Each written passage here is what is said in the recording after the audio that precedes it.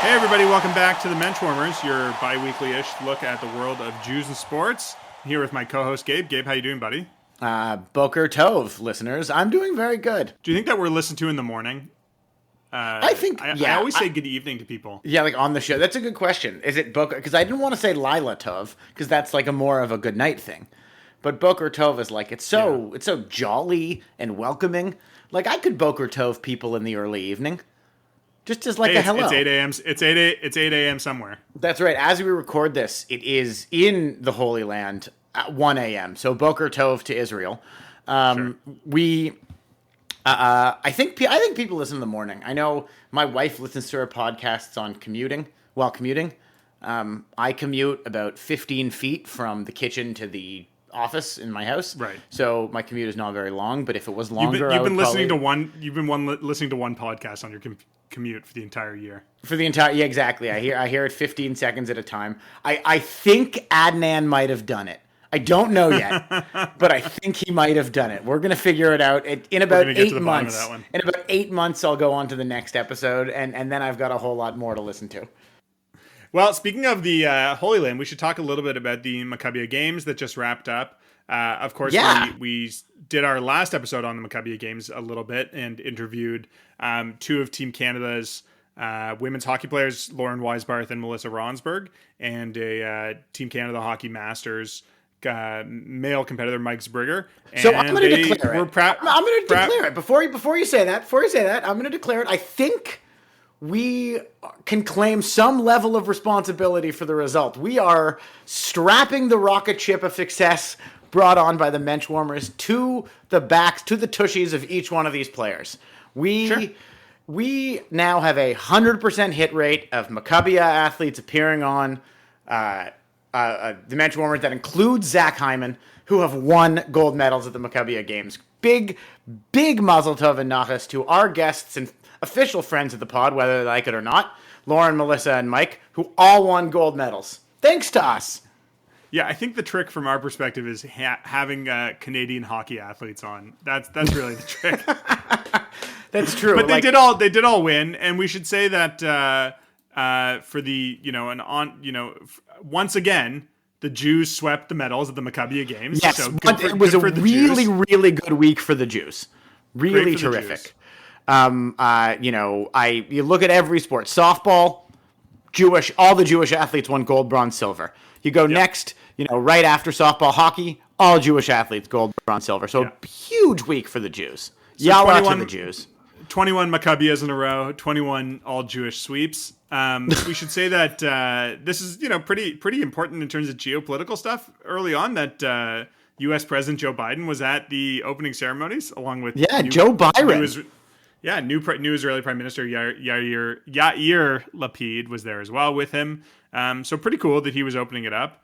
There were some, lots of festivities, lots of Jewish Olympians who were around for the opening ceremonies. It was very exciting, former and future Jewish Olympian Ian Kinsler, who we'll get to talk about earlier, was a torchbearer, as well as Linoy Ashram, who won her gold medal this previous Olympics. Like they really brought out, everyone to this event, to, geopolitically, internally and externally. Sort of, I guess, if you're following Israeli politics, and maybe this is a little more bonjour high, a real kickoff, a real triumphant kickoff to the Yair Lapid government. I guess so. So, just another successful Maccabiah Games, and, congratulations to all the athletes who are there. If you'd like to hear more about the Maccabiah Games, you can listen to, I guess it's today, July 27th, CJN Daily Podcast, where featuring Molly Tissenbaum, flag bearer, and gold medal winner. Yeah, that's great. And I believe the overall number one medal count was the U.S., which is typically the... So they have the most Jews. I think the U.S. is expected I don't know to if it's the most medals. They've got the different sports programs for different things. They can compete most widely in different areas. I read something interesting today. The U.S. sent more Jewish athletes to the Maccabiah Games than they did over any athletes to the last Summer Olympics. There are more... Well, as you said, it's the third biggest sporting event in the world. It is. It's amazing. If you were to go for any event, if you were to be a Maccabi athlete, just show up and I can do this, what would it be for you? Ooh, that is a really good question. I think that, as you've seen personally, my golf game is probably not up to Maccabiah standards, but it is probably the game that I could just get up and down the best in. Yeah. But I am, as you know, I am somewhat tall, at least for a Jew. So I feel like as a 6'3" person, like I wouldn't necessarily be the shortest person on the basketball team. Right. For Team Canada. Yeah, you would like sort of fit into it. I feel like people don't know Jamie is a substantive man. And I think you would fit in as on like a track team. Like if you could be like a shot putter or a discus thrower. I think convincingly. I've seen Jamie, as a matter of fact, come in second in an amateur shot put throwing event in the Highland Games. He would have come in first. That's true. In Gurrock, Scotland. He would have won for the Jews and for Canada, but there was a small foot fault. So as every Jewish person knows, and every lawyer knows, as a lawyer, he would know this, he did lose on a technicality. But he... That's true. That was the right way for me to lose. Yes, exactly. I don't think it would have been a Jewish sporting event if there wasn't enough negotiation. That was, this would have been a good joke about the Maccabi Games is, every sport, every game has like an argument with the refs that takes over the entire game. And then you get all passive aggressive, like, yeah, you make that call. But I don't, right. Obviously these people are very successful and driven athletes and not the comedy routine going on in my brain. Well, we did get some news about next year's WBC World Baseball Classic that came out at the Maccabiah Games because Ian Kinsler, who was recently announced as the Team Israel manager, announced that Jock Peterson, I think if you listen to our podcast by now, you know who Jock Peterson is, has agreed he's committed to playing for Israel. He's sort of having like a Jockessance this year. He's having the best year of his career, and he's decided to double down on it by embracing his Judaism, which is not a thing you see very often. Yeah. Traditionally, people in success try and avoid their Judaism, but this is quite exciting. Well, we should say Jock did play for Israel in the I think for the 2013 edition of the WBC. He didn't play in the other ones since then, but yeah, as you said, he was an all-star this year with the Giants, having a very good year for a not-so-good team. Don't think it's going to be another World Series run for Jock, but that was a good announcement. And also, Harrison Bader of the St. Louis Cardinals announced that he's going to play for Israel as well. And that was, I think, a surprise to you and me and lots of other Jewish baseball fans. I think you could say that he came out as a Jew. Something we didn't really know about him. Well... Or many people don't know about him. It's a little tricky. So I did look it up afterwards, and there was an article written in the St. Louis Jewish Light about him. He is Jewish. I think so. That's on Jewish, us. But it's that's on us for not Israel figuring out. We blew the story, St. Louis baseball fans. I'm sorry. We should have known. Yeah. And speaking of, this is quite the segue. Speaking of half Jewish St. Louis Cardinals, did you see this week, Gabe, that Cardinals first baseman Paul Goldschmidt is unvaccinated and was unable to come to Toronto to face our Blue Jays? It's amazing to think about a Jewish person that's unvaccinated. And if you're unvaccinated and a regular listener of our podcast, may I ask why? Politely, I can't imagine there's very many. Like there has to be some sort of doctor in your family or general, politics knower that would just sort of shame you into doing it.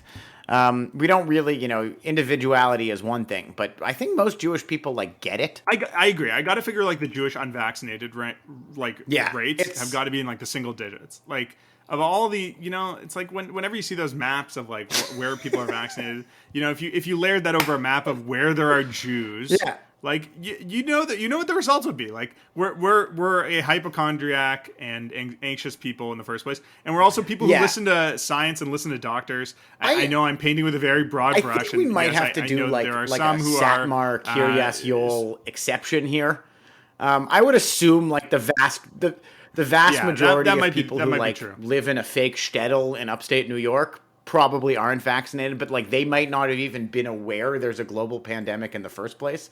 And I don't mean to give all this Satmar cast aspersions and all these Satmar people, but fuck it, they're not going to listen because this show's in English. So deal with it. They're never going to find out. Oh well, I would say That's true. Look, Paul Goldschmidt is not. I would say he doesn't identify as Jewish. Like that's the first thing we should say. He's not someone we've really talked about a lot before. And we no longer have to identify him as Jewish. I think if he's winning MVPs and hitting home runs, he's half Jewish. If he's unvaccinated and like ranting about how Donald Trump is the rightful heir to the throne or whatever, then fuck him. He doesn't need to be Jewish anymore. Like, that's his Baptist side talking. Yeah, that's true. Well, we wish him luck in his, ongoing doing his own research and making a personal decision for himself. And I hope to God that we wish him luck.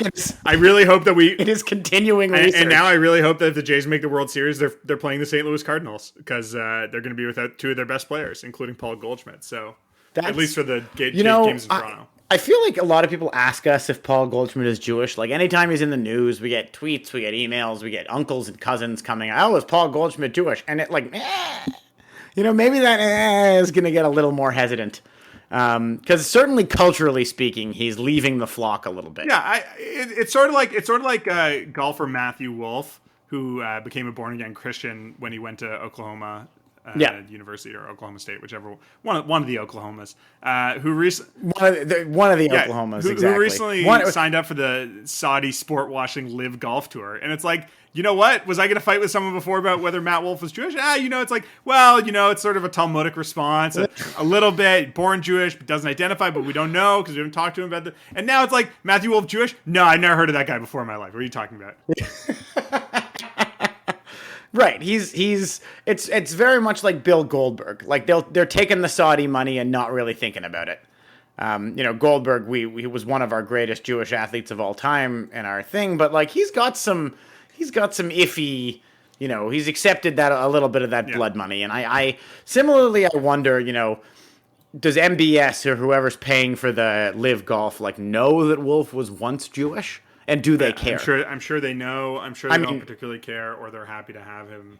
They seem to not care that if he's that good at golf anymore either. Yeah, that's true. That's a topic for another day. It's just his complete fall off the last year. One of the most promising rookies to just go nowhere. We should have said this earlier, but golf is a good segue to this. We do have a great interview lined up later in the podcast with Israel professional golfer Laetitia Beck, touring golf pro. Our first touring golf pro on the show. She was really very kind of her to join us. She's playing in a tournament starting on Friday out in Battle Creek, Michigan, and she's going to be in Montreal for a B'nai B'rith golf tournament that we talk about with her in a few weeks in August. But thanks so much to Laetitia for joining us. That please do stay tuned for that interview. It's not just Gabe and I offending the Satmar community. We should. We're also offending the Israeli community. How are we offending the Israeli community? I'm kidding. We are honoring them with a great ambassador. That's right. But before we get to that interview, just a few more, Jewish sports news items we wanted to get through. A few weeks ago, Joel Embiid was at a Jewish wedding. This is one in the continuing series of giant NBA players. Basketball adjacent Jewish weddings. Yeah, exactly. Giant NBA players at Jewish weddings. We had Kevin Love, we talked about in one of the recent episodes, married to a Jewish woman. But Shaq, LeBron, recent attendees. Charles Barkley a few weeks ago, at his daughter's Jewish wedding. That's right. So Joel Embiid was hoisted in the chair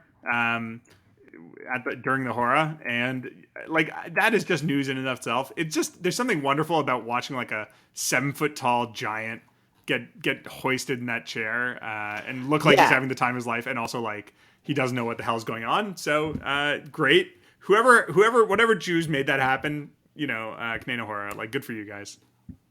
So the wedding was the wedding of a Michael Ratner, who's a documentarian who made a movie about Joel Embiid's childhood. Right. But I think as a Jewish person and a documentarian as well, you would also know immediately that if there's a 7 foot tall NBA player in the hora, you get your camera out and you put it on Instagram. I think that's right. That guy's got an eye for a good image, and he directed the Netflix Justin Bieber movie. He directed a bunch of videos for Migos, as well as this movie about Joel Embiid. So he's really got an eye to what hits online.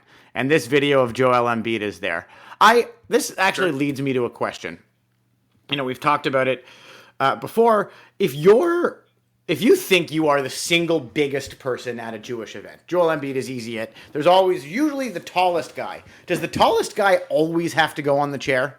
Does somebody always grab him in and be like, "You're going up," or is he just handed the chair to lift it? Yeah, it's like the youngest having to read the 4 questions at Passover. You know, if you're the biggest guy there, they got to get you they want to see if you can get the roof kind of thing. You know, or they want it's like a challenge. Can they lift this guy?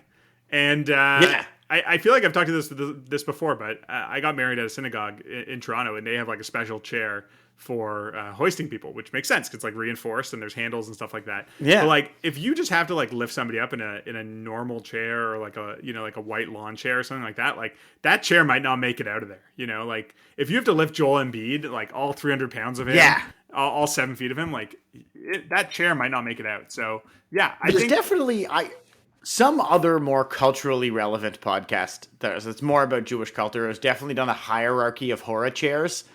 Like, you know, what's going to be the most popular, the best chair to lift somebody up with a horror. I feel like it's, you know, it's a little dangerous, but I sort of feel like it's that armless synagogue chair with the metal, the legs are like metal U's. I know what you're talking about. There's sort of a piece of like hard cardboard with felt on it.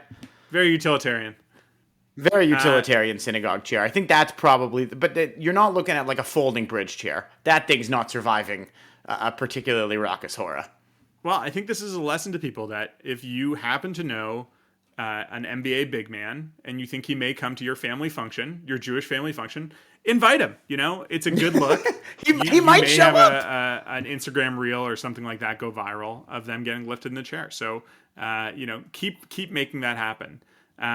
A few more things we wanted to talk about before we get to our interview. The MLB draft happened recently. The top Jewish player picked was Eric Raiselman, who's a pitcher who can get up into the triple digits, and he was drafted by the Yankees in the 5th round. There's a few other Jews who we know of who are drafted. Jordan Disson's a catcher who's drafted by the Phillies, and Graham Fireved was a pitcher drafted by the Cubs in a later round. I'm sure there are more. We should shout out Jewish Baseball News, which, you know, does real yeoman's work on this every year, just sort of like collecting all the names and finding out everyone. So check them out. I would say check them out in a few weeks. They'll probably have a more comprehensive list of all the Jews who were drafted. But, you know, as we always say, like Eric Raiselman, interesting prospect, you know, obviously big arm pitcher. You know, we'll see him in a few years.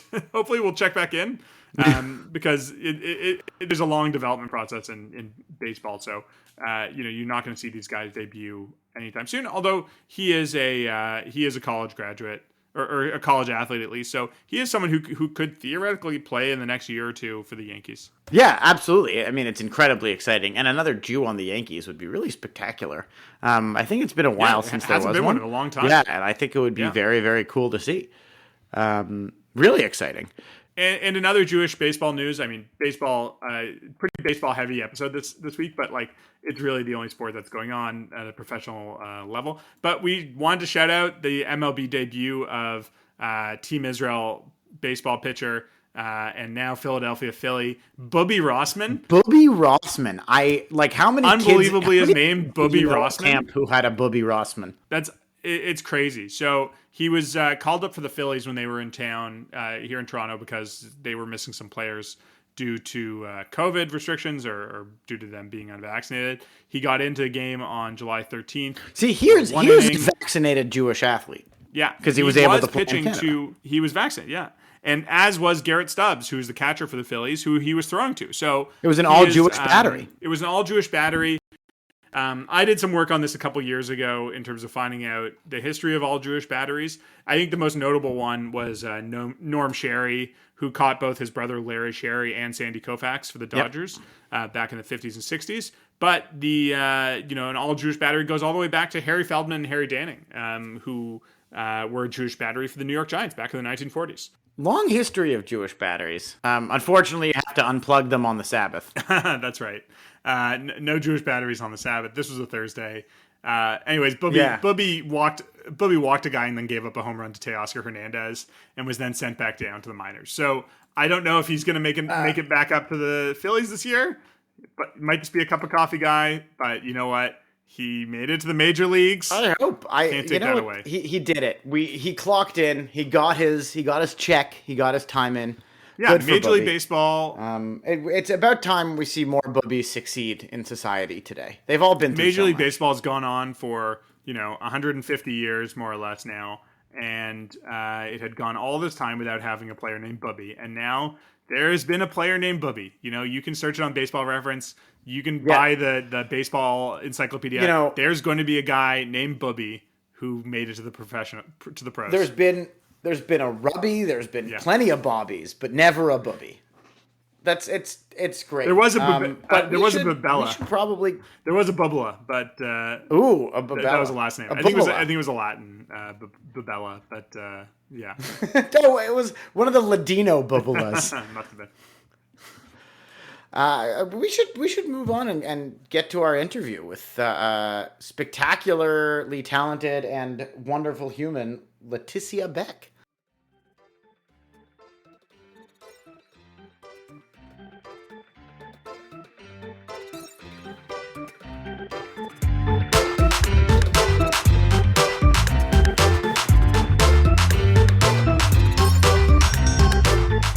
We're joined tonight by Laetitia Beck, professional golfer extraordinaire. Laetitia, thanks so much for joining us. My pleasure. You are Israel's first professional golfer. So I want to talk a little bit about how that came to be. Israel, not exactly known as a golf powerhouse, obviously. One course in Caesarea. Yeah. So can you tell us a little bit about your history growing up? When did you first start playing golf at a serious level? So small correction. I am the first Israeli on tour on like LPGA or PGA Tour, not the first professional, because we have pros, professional golfers or athletes are just if they're getting paid, they're called professional. So we do have professional, but on tour, So we have a few of those. So I started playing golf when I was 9. I was born in Belgium, moved to Israel when I was 6, and we moved near the only golf course. Well, at that time, we also had a 9-hole golf course near Tel Aviv in Gash. So we had 18 in Caesarea where we moved, and then 9 holes in Gash. Now we only have 18 holes. But was that a purposeful decision by your parents to move there? It's just like a beautiful city. Right. I'm not sure what other cities they were looking at. We, as a kid, when I was growing up in Belgium, we used to go to Tel Aviv and Eilat a few times a year. But yeah, when we moved to Caesarea. So I'm not sure why. I mean, it's a beautiful city. We have the golf course, the beach, and they love playing golf. They're not the best golfers, but they enjoy it. So when I was a kid, I played other sports. My tennis and soccer were my main sports that I enjoyed playing, and golf I did on the side. And till I was 12, I won the Ladies Israeli Open in golf, and that's when I really decided to concentrate on golf. And that was every golfer in Israel, and you were 12 years old, and you beat them all. Yeah, well, we don't really have a lot of golfers, Right. So it's not like I was amazing. I was a good athlete, and I was decent, but I was not amazing. That's why, at that age, I decided to just stick to one sport because I knew I wanted to be a professional athlete. Right. So I would imagine that among LPGA or any really competitive professional golfers, typically they're playing a home course but different courses as well.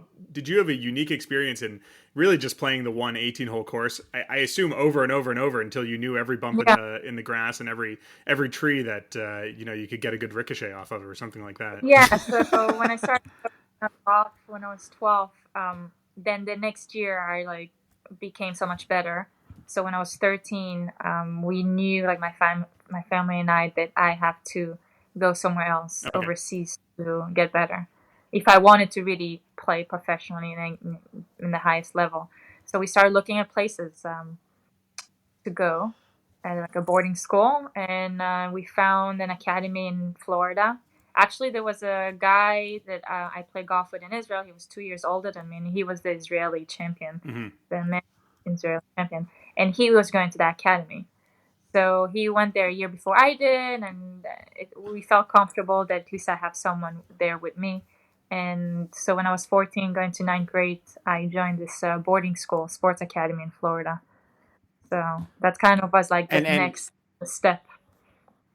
So was it a comfortable place for you? Obviously, you had a country person there. Were there a lot of other Jewish people, other Jewish golfers at the tournament, or were you two still at the tournament at the school, or were you two still pretty, unique?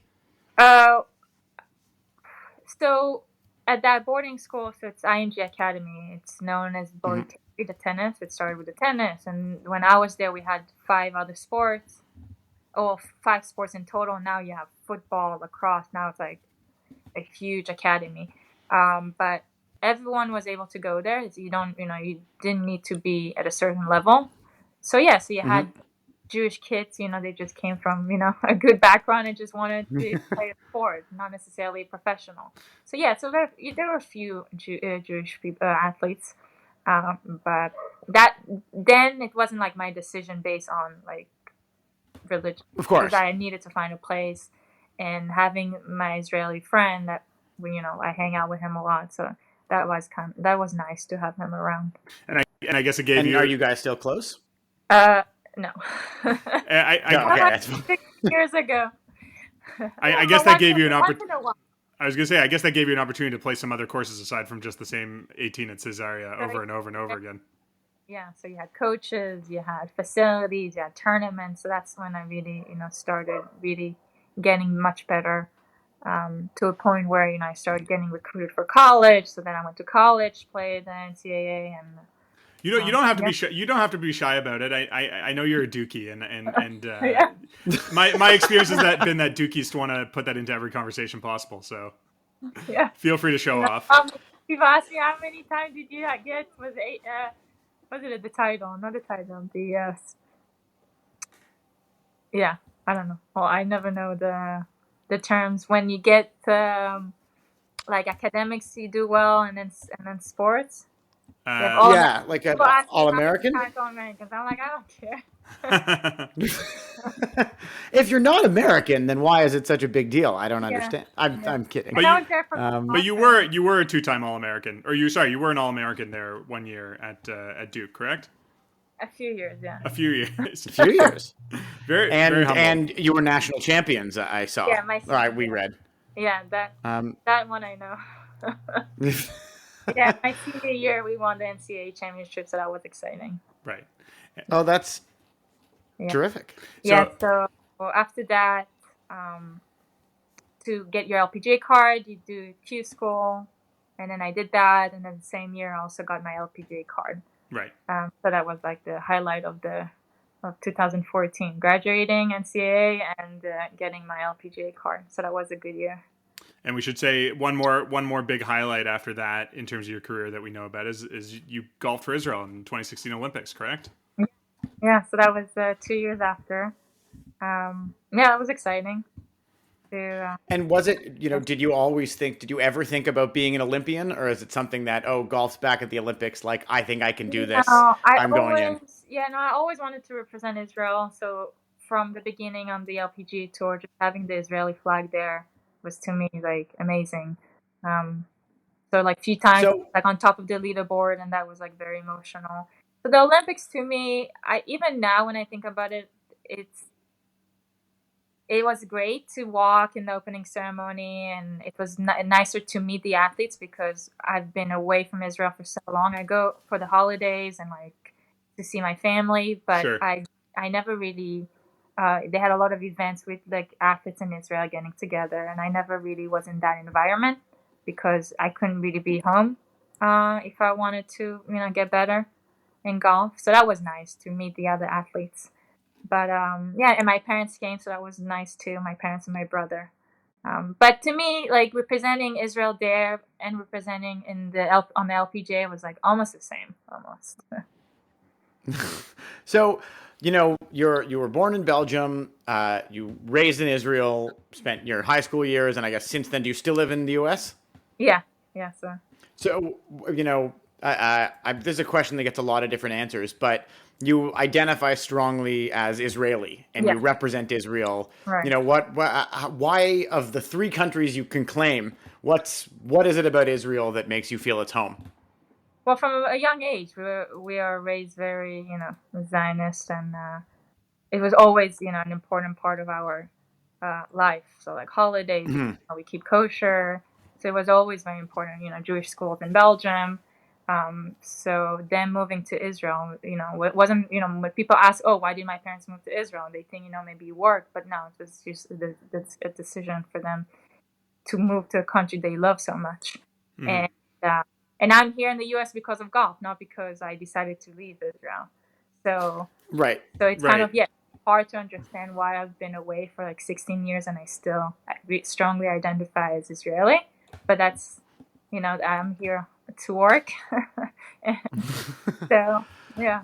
So what does what does the future of golf look like in Israel? Is there a way for the game to grow? I mean, again, you said 9 holes that went away. I know there's been some tourism proposals about making more golf courses. Yeah. I don't know how tuned in you are to it, but is there a lot of is there a groundswell of support for it? Do people want there to be more golf courses? More use of, it's such a small country. It's hard to imagine so much of the land being used towards golf. Yeah, so we thought, when I just turned pro at LPGA and then, the exposure to Israel. And so we thought, the people around me with the federation, we thought it was going to help a little bit. And unfortunately, not really. Like you said, there were a lot of proposals and I heard a lot of stories, but it ends up never working out. And it's sad because it's just tough with the one golf course, not always in the best shape. And people from Tel Aviv or Jerusalem having to drive all over. It's just very difficult, even especially with junior golfers. I mean, you can have retired people driving from Tel Aviv and Jerusalem, but you're not going to have parents driving their kids. So that has been really a tough thing for Israel. And I don't think really golf improved. So that's a little sad. It's a very unique circumstance because, I mean, there's other places in the world, I suppose, where there isn't a lot of golf, but there might be some golf nearby. and that's not really necessarily an opportunity for Israel either. I mean, even if there were, I'm sure there's some golf courses in some of the neighboring countries, but it's not as though anyone's, popping over to Egypt to play 18 in Alexandria or something like that. It sounds like it's more the issue with the government that they don't allow the land, giving away land, which, again, it's difficult to understand because it can bring tourism and other positive things to the country. But yeah, I'm not as involved. I just hear every time they're like, oh, we have a few projects, and it just never. So it never turns out. Yeah. Do you think there's? And I would love it if you could talk a little about some of the pressure on you. I would imagine as the first touring pro from Israel, you've heard every pitch. And everyone has asked you to help grow the game in Israel. Mm-hmm. And is that something that is like always on your mind playing in America? Like, do you feel the weight of that responsibility ever? No, in the beginning, when I just turned pro, I think in the first few years when I played LPGA, I really wanted to do well for my country. And so maybe a little bit I had that pressure. Not from other people talking about it. I think just me wanting to represent not just Israel, the Jewish people. Sure. And, so I think in the beginning, and I put a lot of pressure on myself anyways. I've been on tour for 8 years. I lost my full LPGA card. I had it for 5 years. So now I think I'm at the point where I'm like, okay, I'm playing for myself. Like I can't put all the pressure. Again, nobody else puts the pressure on me, just me, because I'm a perfectionist. So now I think about it less. I think people around me are more excited to see the flag or the Israeli flag when I go to, Utah or Kansas or. I'm trying now to play for myself and do well. That's great. One thing we hear from a lot of athletes is that you could be anywhere in the world, Utah, Kansas, as you said, and like somebody will be like, "You're Jewish. I'm Jewish too." Mm-hmm. Yes. At the beginning, when I turned pro on LPGA, I was staying with Jewish families, and yes, that's really nice. And then I will have a lot of also people that are watching not a lot, but once in a while people come to me and they're like, I'm Jewish and can we take a picture with you? So I had a lot of support. Now a lot of people when we have volunteers to help us in tournaments to drive us around the golf course, and so they will ask where I'm from and I say Israel, and people are always surprised and usually like in a good way. So yes, and even non-Jews, I get a lot of, I think, more positive reactions. That's amazing. Yeah. That's great. We should mention that you're going to be joining the B'nai B'rith event, the Chip Away at Hate Classic, on August 23, 2021 at the Beaconsfield Golf Club outside of Montreal. 2022. Sorry, I got it. August 15, 2022. I was looking at the last year's date by accident. How did you get involved with that? So I've been involved with Montreal for a long time. So actually in 2011, I played in my first LPGA event as an amateur at a Jewish club in Montreal. But I started getting involved in Montreal in 2011 when I qualified for the LPGA event in Hillsdale. And the community, they were amazing to me. Very supportive. A lot of the members came to watch me. We had an event at the end of the tournament. And then the following year, I got invited to play a charity event at Elmridge. And that's how I started getting involved. I started training with a coach there, and I was going there every year. So when they call me asking to help them with the event, I'm like, of course I'm going to come. Anything for them, because that's kind of how I started. To me, it feels that I started golf there, my professional career there. So, yeah. So there's a real Canadian connection for you. Yeah, and then I'm in Miami, and then a lot of the Canadians are there. It's like, a lot of Quebecers too. So just to ask quickly about Montreal, when you're in Montreal, is it all golf, or do you get to go around the city and eat some of the Jewish food and see some of the history? All golf and eat the Jewish food. The kosher food, not the Jewish food, the kosher. The kosher food. That's any highlights? Well, it's like the Israeli shawarma. Is it Shebeni? I always go there. Yeah. Yeah, did you try the smoked meat in Montreal? That's a Jewish once Jewish delicacy. I think the famous place is owned by Turkish guys now. It's not kosher, yeah. I only eat kosher. I thought it was Celine Dion owns Schwartz's now. Oh, maybe she does. I've heard of that place. Yeah, maybe I ate there and I ate fish. Maybe.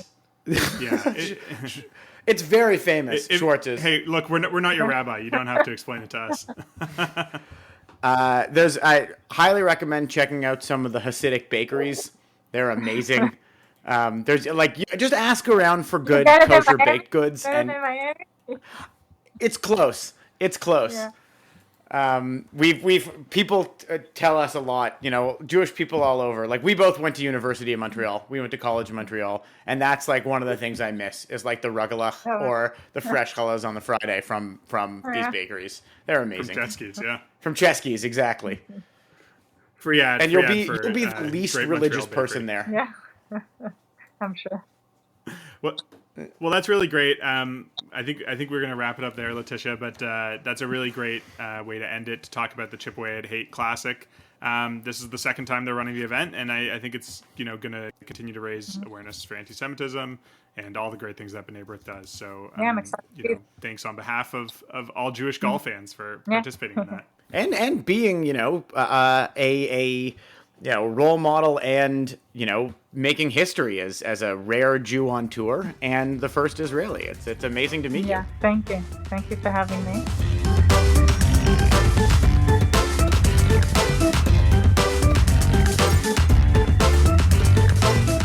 Well, thanks again to Laetitia for joining us.